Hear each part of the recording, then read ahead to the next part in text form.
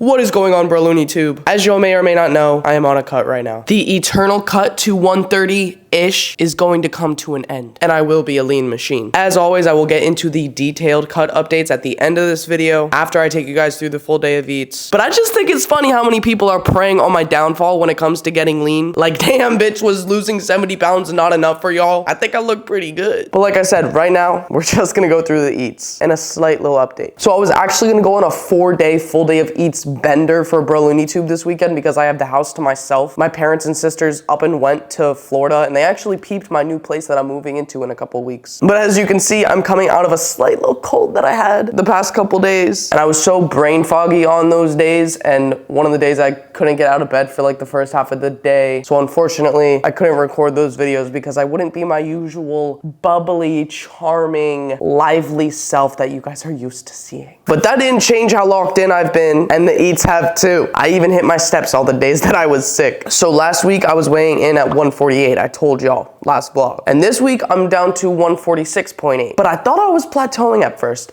because on my brand new scale that I got from my apartment, I kept seeing 147.7, 147.9. And I was like, hello? I know damn well I'm in a deficit right now, like, hi. But what happened was I was used to weighing myself on my mom's scale downstairs. So the other day when I was 147.9, I was like, I need to go try the other scale. And lo and behold, 146.8. So my new scale is off by like a pound. So I am making progress. I need to just keep a mental note that my scale upstairs is a pound off. So I've just been weighing myself on that one. But at the end of the day, I'm making progress. And I'll get more in detail about this in the outro. Like I said, my goals and whatnot. And as y'all can tell, I'm not under the weather anymore for the most part. Ignore the fact that I sound congested. It's all in your head. I'm rejuvenated and ready to do a vlog of my full day of eats. Now, today's meal one is not really anything interesting. It's my cold cream of rice that I have every single training day. But as you can see, it's not made with my mint cookie sandwich protein from V1, code LOON to save at V1. We got a different flavor today. Legion was kind enough to send me this brand new cookie butter protein. And OG Bro Loony TikTok followers know that I am a Biscoff cookie fanatic. Like, have I eaten an entire jar of Biscoff butter like it was Greek yogurt? I have. Would I do it again? No comment. So yeah, y'all know I had to get my hands on this protein. And I've never tried any Legion protein before, so I don't know what to think. I don't have any precedent with Legion protein, but I do have precedent with the Elevate cookie butter cream of rice, which I was so excited to try. But companies think, oh, I'm just gonna add some spices to a sweet flavor and then it's cookie butter. No, I don't know what these fuck-ass spices are, but it's not cookie butter. So this isn't like terrible, it just doesn't taste like cookie butter. But I see people glaze Legion protein all the time, and if you guys are lying to me, I'm breaking into your house and I'm stealing all your valuables to make up for it. Needless to say, my hopes are not incredibly high, but I like to be positive. Also, the chocolate cake flavor of this is good, just don't get the cookie butter. Like, I like the Elevate creamy rice, just cookie butter is a miss. Okay, now that I've clarified that I am a cookie butter expert, let's dig into this cold cream of rice. When I opened this bag and I smelt it, it did smell like fuck-ass spices, but I'm not gonna hate, I'm not gonna hate. Okay, I will say that it tastes better than the Elevate cookie butter, but it's a very dull flavor. I get those spices, but they're not as strong as the Elevate cookie butter, and I can see that there's an attempt made to make it taste a bit sweet.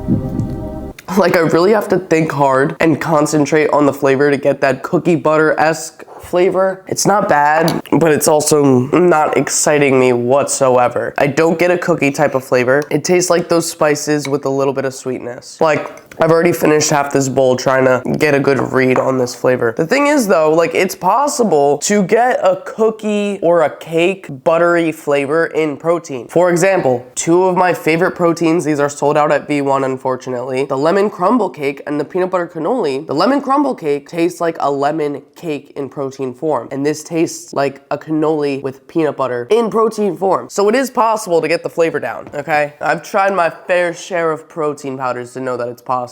So this, I'm gonna give like 5.5 out of 10. I wouldn't buy that flavor. And now we're 0 for 2 on cookie butter flavored things. Rumor has it, V1 is coming out with the cookie butter flavored protein, and I mean, they've nailed all their flavors so far, but is the Biscoff fanatic gonna be pleased? We'll have to see. Maybe I'll give this a 5.8 for effort. But okay, I'm gonna finish this up, go on my little 15-minute digestion walk, and then future editing me is going to take you through my full lower day of my current push-pull legs rest upper lower rest split. I showed my push day and I showed my upper day in the previous 2 vlogs. Don't worry, we'll collect all the infinity stones of the split. So you can go check those out if you want, but future me, you have the floor. Before I hit leg day, I always take a high stim pre because I am a caffeine junkie, and I throw in a scoop of electrolytes to stay hydrated along with my creatine for the day so I remember to take it. Then I drive to the gym and I start off my lower day with leg extensions. I program quads at the very beginning of my workout because they are the muscle group I want to bring up the most in my legs. My hamstrings, calves, and glutes are strong points for me, but my quads fall short. When you're programming a split for yourself, you always want to start off with muscle groups you want to prioritize because you have the most energy and strength at the start of your lift. I do 3 sets to failure here, moving some heavy ass weight, and I usually fail in the 6th or 7th rep, and this goes for every set I do. 6 to 8 reps to failure, heavy ass weight. After that, I go into 1 or 2 sets of leg press to failure. This hits quads too, but I also get some glute and adductor action from this movement. I only do 2 sets if I feel I didn't go hard enough for my first one, but both will be taken to failure or at least close to failure. After that, I just go straight into calves because 1, I do them on the same machine, and 2, I don't feel like loading up a bunch of plates for leg press, re-racking, and then coming back and doing the same thing with even more plates. And I do calves on here instead of the standing calf raise because I'm still being careful with my shoulder that I got surgery on in March. I try to avoid lifts where I have to put a heavy load on my shoulders, and as you can see, I need a lot of weight for calves. Former fatties always have strong calves. So right now I just use the leg press and I do 3 sets to failure. And then I get into my tricep workouts, and you might be like, bruh Loony, that is not a lower body part. And yes, you would be correct, but I do triceps on my lower day because there's just so much to do on upper day. So I like to put either triceps or biceps on lower day so I'm not in the gym for millions of hours on upper day. I do 2 sets to failure of single arm tricep pushdowns on the cable, mainly just to deal with my muscle imbalance between arms after being in a sling for a month post surgery. After that, it's time to do hamstring curls. I actually put on a lot of strength in my hamstrings after surgery because all I could do in the gym was legs 3 times a week. I used to only be able to do 110 pounds on a good day, and now I'm doing 130. So we getting stronger. 2 sets to failure here. Then I would usually do SLDLs with a Smith machine or dumbbells, but I saw these science-based bros doing it on a cable row, so I tried these out today. Not sure if I'm a fan, kind of hard to get the form down, but 1 set to failure here. Next, I do abs because I've always hit abs on my leg days. Just 3 sets to failure on the crunch machine. I used to do hanging leg raises too, but I mostly feel those in my hip flexors, so I just stick to these because they feel best to me. And after that, I do 1 set of skull crushers to get a total of 3 sets of triceps for the day. These have always been my favorite tricep workout, but the cable pushdowns are a bit more effective, so I do 1 here and 2 at the cables. And then last workout is just 1 or 2 sets of freaky deaky adductor machine to failure. They do get hit when I'm doing leg press, but I like to do these just to make sure they're getting enough stimulus. And then I actually flex my lower body today because, I don't know, if you ignore the brutal shorts tan line, I don't think I'm doing too shabby. I think my quads have grown a little bit, even though I'm not able to squat for the time being. I do miss having a hack squat machine, but hopefully my new gym in Florida will have one because that's the only squat variation I can do, but also the only one I enjoy, which is also why I do leg press right now. I also had a tricep pump, so I was able to sneak in some side try action. I'm only a couple pounds down on the cut right now, so nothing is crazy different. I'm still gonna record a Zeke update every vlog because in a month or 2, there will be a good difference to look back on, but now it's time to get into meal 2.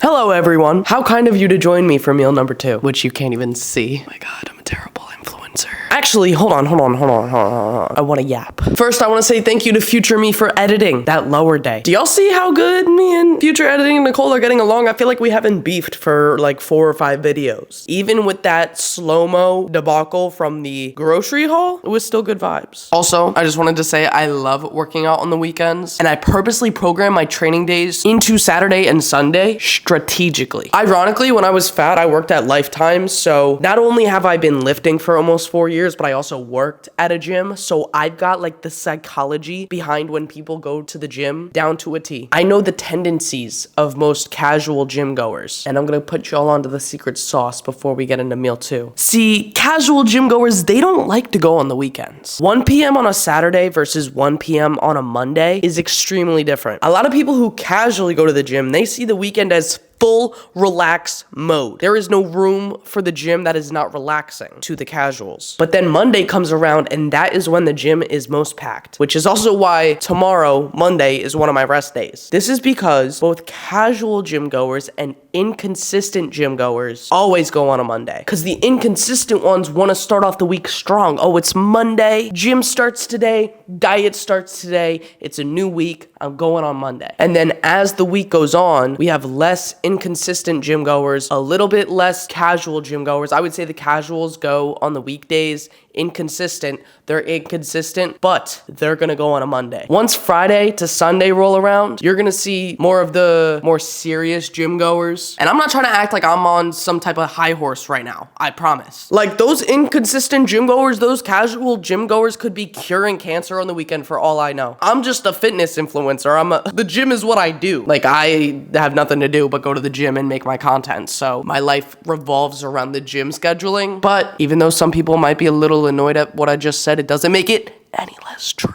Okay. And now that I've pointed that out, you guys are gonna start noticing it. There's more unfamiliar faces in the beginning of the week than there is towards the end of the week. Trust. I know what I'm talking about. But now that I've got that yap out of the way, we can talk about meal 2, which is in fact a yogurt bowl. This is not normal behavior for me. I don't usually indulge in yogurt bowls. In fact, I made a little snarky remark in my grocery haul about yogurt bowls. Non-fat plain Greek yogurt, you might be like, oh yeah, she's gonna make yogurt bowls. No, I'm not. But for some reason, I've had a primal urge to eat vanilla Greek yogurt and strawberries this past week, so I've been indulging. Now for this, I used 275 grams of the Chobani Zero Sugar. This has better macros than the vanilla Light and Fit and the vanilla Oikos. And I am not using plain Greek yogurt because you have to perform some witchcraft potion shit to make that not taste like straight up sour cream. Like you gotta add protein powder, you gotta add the pudding mix, you gotta add the stevia. Like I just wanted the goddamn vanilla yogurt. But I did in fact add some pudding mix to this just for the texture. But we've got 275 grams of this bad boy, 9 grams of cheesecake pudding mix, and then 270 grams of strawberries. And this thing, should I do the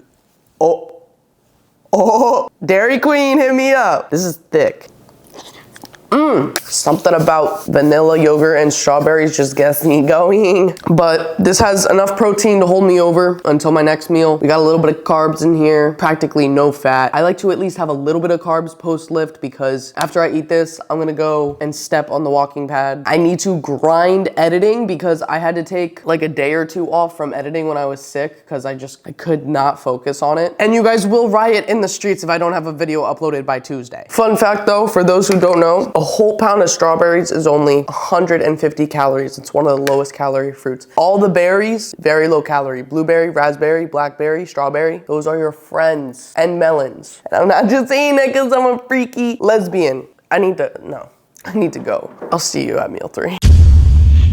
All right, guys, location change for meal 3 because my sister has this special ability where she just will only go into the kitchen when I'm in the kitchen every single time. Like I just spent a couple hours in my room editing and she comes down at the same time that I need to record my vlog clip. But meal 3, we've got another smaller meal. This is 165 grams of 96% lean beef, some broccoli and cauliflower rice in a cheese sauce. And I'm not gonna sit here and pretend like I cooked that, the cheese sauce. Shout out to the boy, Green Giant. He's the GOAT. I literally only get frozen vegetables. I don't have time for all that. This literally took like 5 minutes to cook. It took longer for the vegetables to microwave than it was to cook the ground beef. Right now, after this meal, I'm only at 860 calories, 93 grams of protein. I definitely need to get some more fat in. But my cravings have been so weird lately. I have not been craving anything. Like my palate since I got sick has just been very confused. It's not that I don't get hungry, I just literally am not really craving anything. I was craving that yogurt bowl earlier, but it wasn't as strong as my cravings usually are. Like usually every single day, I know what I want to eat. But ever since I got sick, my brain's been all out of whack. I don't know. You know what? I actually do want a bag of those Shameless Snacks gummy candies, so I'm definitely gonna have that when I go back inside and once I finish this meal as a little meal 3 dessert. Also, I'm kind of slacking on steps right now. I was too slow on my walking pad. My step goal is still 20,000. My step requirement is 17,000. So I gotta get my ass to work because it is 8 p.m. Last thing I'll say before meal 4 is just ground beef. I have it every single day. Great source of B vitamins, great source of zinc. I feel like a lot of foods that I eat don't have zinc, so ground beef is my savior for that. Sorry, not zinc, I mean iron. Oh my, cooked beef, great source of iron. I have it every day. Something I've been slacking on is my 2 to 3 daily eggs though, so maybe I'll have something later with that. I don't know. I don't feel real today. I really don't, but all that matters is that we're locked in. Who cares? I'll see you at meal 4.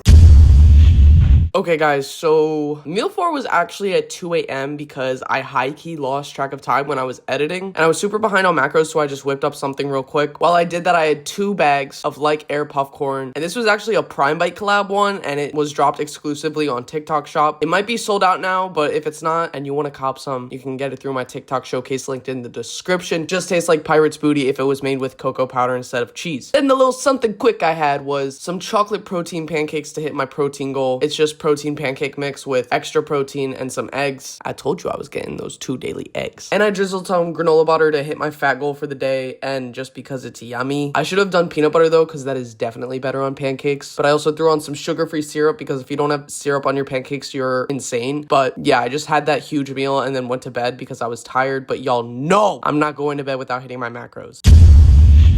All right, you guys, I'm sorry. I feel like this full day of eating was a little bit shorter than it usually is. My body may feel mostly recovered from this fuck-ass cold, but my brain is still catching up with me, so just bear with me, all right? These were my macros and calories for yesterday. I have been locked in to eating between 1,800 and 2,000 calories, and I still have it as my goal to be 140 pounds by the end of August. Now, I know that might be a little bit far-fetched, but I'd rather shoot high than shoot low, or shoot low than shoot high. You know what I fucking mean, okay? I know for some people, if they do a crazy goal, that they will beat themselves up if they don't get it. But as you could see by the steps regiment that I have, I do a requirement and I also do a goal. And also, boom, steps for yesterday. Almost forgot. So my requirement is to be 144 pounds by the end of August. And that's on my new scale, which I said in the beginning of this video is about a pound off from the scale that I was weighing myself on before. So I don't think that's crazy. That's about a pound a week considering I was 147.6 on this new scale. And even though I was 146.8 on my mom's scale, that's kind of just like a closure thing that I got, or like a reassurance type of thing. I'm gonna go based off the 147.6 weight because that's the scale I'm gonna be using from here on out. The most important thing when it comes to scales is just weighing yourself at the same time of day on the same scale, because that's gonna give you the most consistent unit of measure. If you're measuring your weight at night on a different scale, it will be completely different. Ideally, all scales should be calibrated the same, but clearly they're not. But time of day is very important. I weigh myself every single morning before I eat or drink anything, and that weight is drastically different from my end of day weight. But now I'm getting off on a tangent. Just measure yourself on the same scale at the same time of day, okay? Even though I know mine is a little bit off, it's still going to be a proper tool to know if I'm losing weight. Anyways, I'm not gonna think that I'm this huge utter failure if I don't hit 140 by the end of August, but I will be patting myself on the back compared to if I just made my goal of 144. I know I'm gonna hit 144 as long as I keep everything on track, as long as I don't crash out again. But having a far-fetched goal is how I like to do things because it allows me to push myself more. Being 140 would be me losing about 2 pounds a week, which I don't know if I can do that, but we'll see. I'm gonna be vlogging like 2 to 3 full days of eating a week until I move, which that itself will be another big video, kind of like my move out vlog and stuff like that. But in every full day of eating that I record until then, I'm gonna be including updates for my cut like I'm doing right now. With my requirement being 144 by end of August, I have room to either up my steps or lower my calories a little bit without it being this insane detrimental thing to my regimen. But I think what I'm doing right now, like I said, will get me to 144 end of August. My requirement for steps, like I said, is 17,000 and my goal is 20,000. And on average, I've been getting just under 19,000. But for my calories, I've been eating an average of 1,950. So that's the upper end of my allotment for calories and just under my goal for steps. And I'm not just talking out of my ass about these averages, like these are my true averages, and